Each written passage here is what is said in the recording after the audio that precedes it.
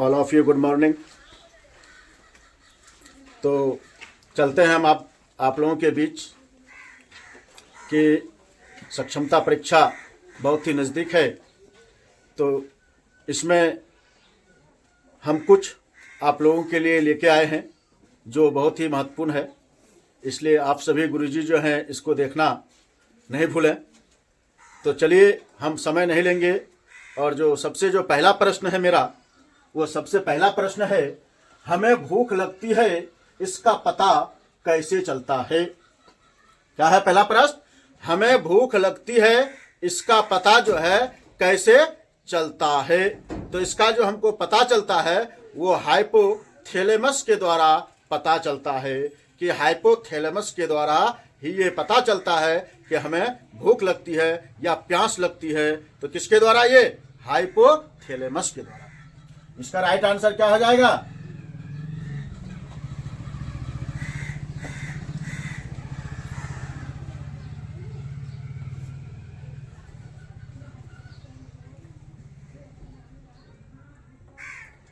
Hypothalamus. थोड़ा सा हम हाइपोथैलेमस की भी जानकारी देते हैं कि हाइपोथैलेमस क्या है।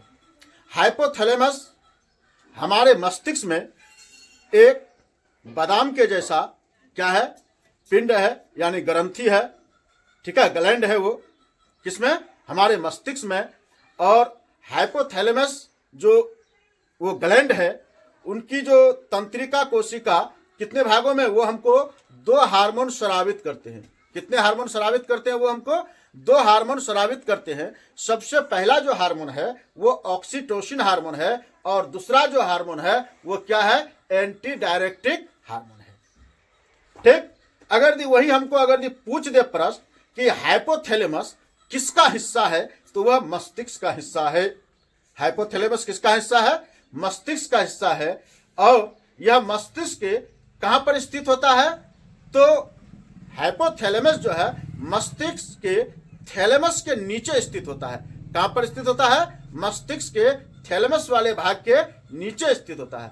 इनके साथ साथ ये हाइपोथैलेमस से जो हार्मोन तापमान, प्यास, भूख, नींद, मनोदशा आदि का क्या चलता है? हमें पता चलता है। किस हार्मोन के कारण?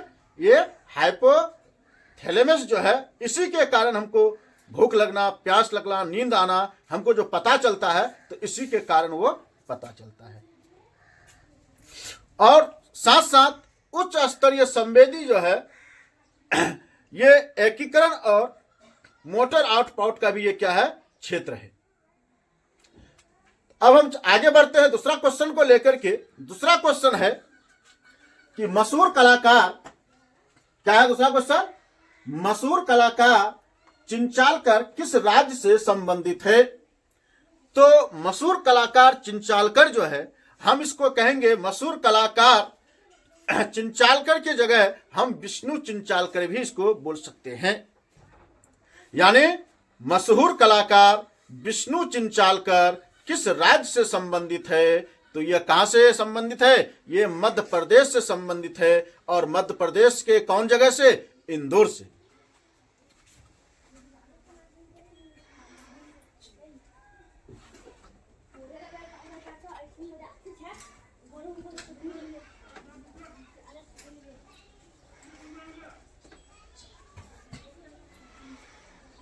अब अगला प्रश्न है कि टांका किस राज्य से संबंधित है? कौन चीज? टांका किस राज्य से संबंधित है? तो टांका जो है वो क्या है? राजस्थान से संबंधित है। टांका कहां से संबंधित है? राजस्थान से संबंधित है।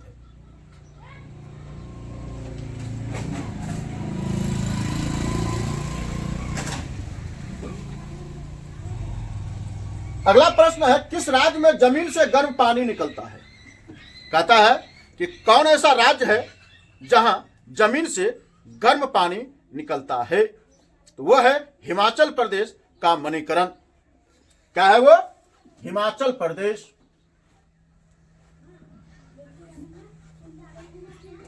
हिमाचल प्रदेश है और उसका वो जगह जो है वह है मणिकरण। अगला प्रश्न जो बहुत ही आसान है, हमारा पहला स्कूल कौन सा है? हमारा पहला स्कूल कौन सा है? तो हमारा जो पहला स्कूल है वो हमारा परिवार है।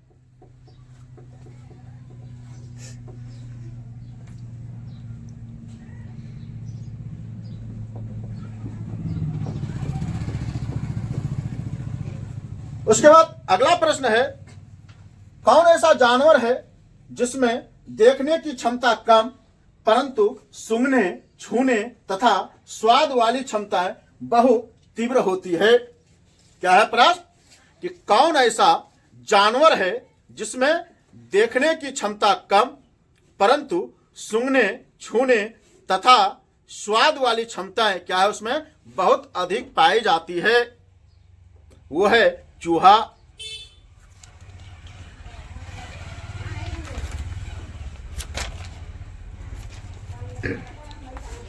कौन है वो जानवर? चूहा है। और चूहा एक ऐसा भी जानवर है जिसको अगर यदि भूख लगे तो वो अपने आप को भी खा जाता है। अब अगला प्रश्न है कि गांधी जी की 125वीं वर्षगांठ में किस अभियान की शुरुआत की गई? जब गांधी जी का 150वीं वर्षगांठ मनाया गया था तो उस समय कौन सा अभियान का शुरुआत यानी अभियान की क्या है शुरुआत की गई? तो वो कौन सा अभियान था? वो था स्वच्छ भारत अभियान। कौन था वो? स्वच्छ भारत अभियान।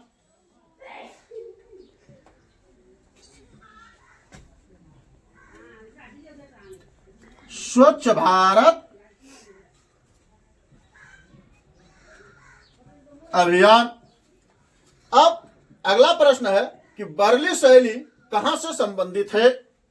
बर्ली शैली कहां से संबंधित है? तो बर्ली शैली जो है वो कहां से संबंधित है? तो बर्ली शैली महाराष्ट्र से संबंधित है।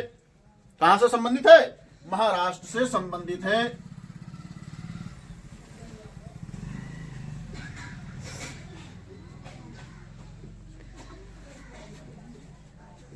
अब अगला प्रश्न पर हम चलते हैं, प्रश्न संख्या 9 पर, कि बच्चों को अपनी भावनाओं को विभिन्न तरह से व्यक्त करने के लिए प्रेरित करना तथा बच्चों में इससे उनकी किस क्षमता का विकास होता है? यानी प्रश्न है कि बच्चों को अपनी भावनाओं को विभिन्न तरह से व्यक्त करने के लिए प्रेरित करना, ठीक? तो बच्चों में इससे उनकी किस क्षमता का विकास होता है? तो इसमें बच्चों का सृजनात्मक क्षमता का विकास होता है। किस क्षमता का? सृजनात्मक क्षमता का विकास होता है।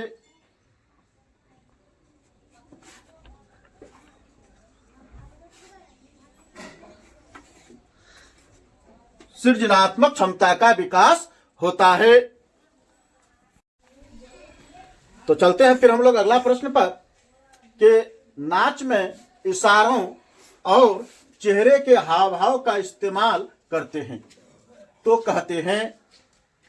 देखते हैं आप कि कहीं नाच होता है तो अक्सर वहां क्या होता है, चेहरे के हाव भाव द्वारा ही प्रयोग किया जाता है।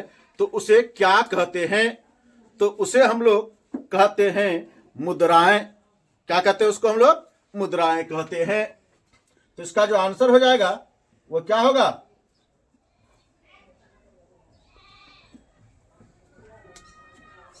मुद्राएं।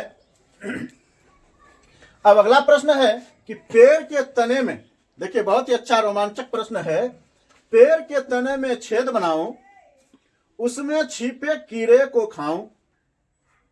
क्या करे?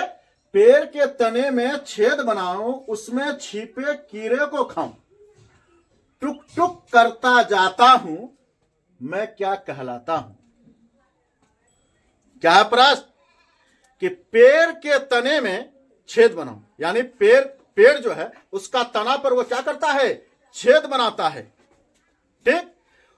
उसमें छिपे कीड़े खाऊं और उसमें जो छिपा हुआ जो कीड़ा है उसको वो खाता है और टुक टुक करता जाता हूं। क्या करता है वो?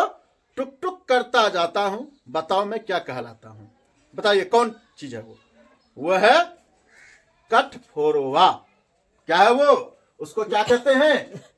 कठफोरवा कहते हैं। क्या कहते हैं उसको? कठफोरवा कहते हैं। यानी जिसको हम लोग अपने भाषा में गाछ ठोकरा कहते हैं। ठीक, अब आगे की ओर चलते हैं हम। ऐसा कौन पक्षी है जो अपना गर्दन पीछे तक घुमा सकता है? यानी वह कौन ऐसा पक्षी है जो अपना गर्दन पीछे तक घुमा सकता है? तो वो है कौन? उल्लू। कौन है वो? उल्लू है।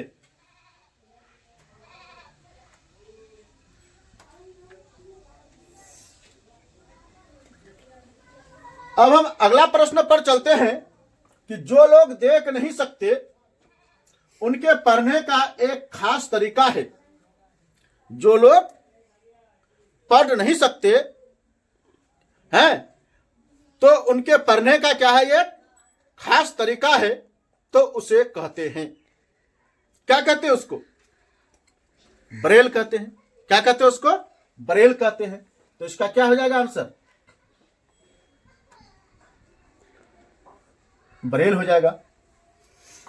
अब वही लुई ब्रेल किस देश का है या किस देश से संबंधित है, या लुई ब्रेल कहां के थे? तो कौन सा देश है लुई ब्रेल का? वो है फ्रांस। लुई ब्रेल कहां से थे? तो फ्रांस से थे।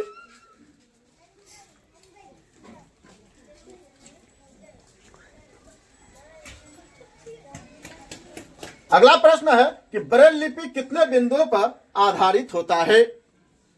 ब्रेल लिपि जो है, जो दृष्टिबाधित बच्चों के लिए है, वो कितने बिंदुओं पर आधारित होता है? तो कितने बिंदुओं पर ब्रेल लिपि आधारित है? वह 6 बिंदुओं पर आधारित है। तो इसका आंसर कितना हो जाएगा? 6। कितने? 6 बिंदुओं पर आधारित है। उसके बाद अगला प्रश्न है, कहवा कहां से संबंधित है? कौन चीज? कहवा।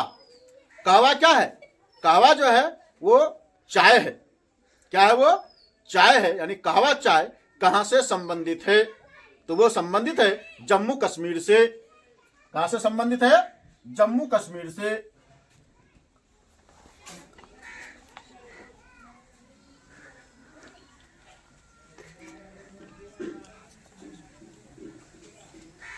उसके बाद अगला प्रश्न है, डल झील कहां से संबंधित है? कौन झील? डल झील। डल एक झील का नाम है, वह कहां से संबंधित है? तो डल झील जो है वह श्रीनगर से संबंधित है।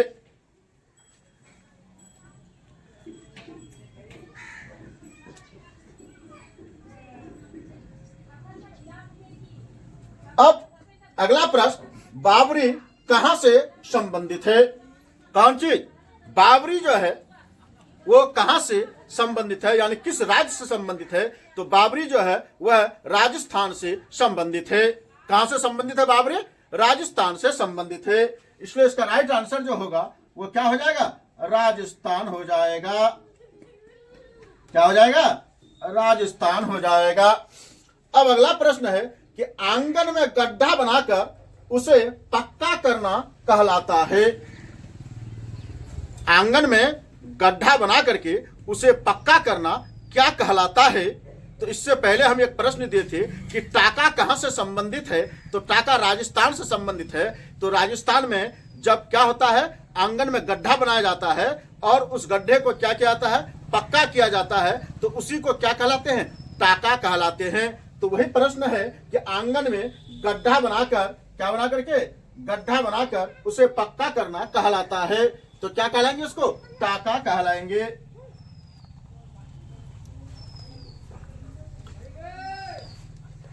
ठीक है, तो आज मेरा जो है यहीं तक प्रश्न है। ठीक है, फिर मैं नेक्स्ट डे आऊंगा। Thank you.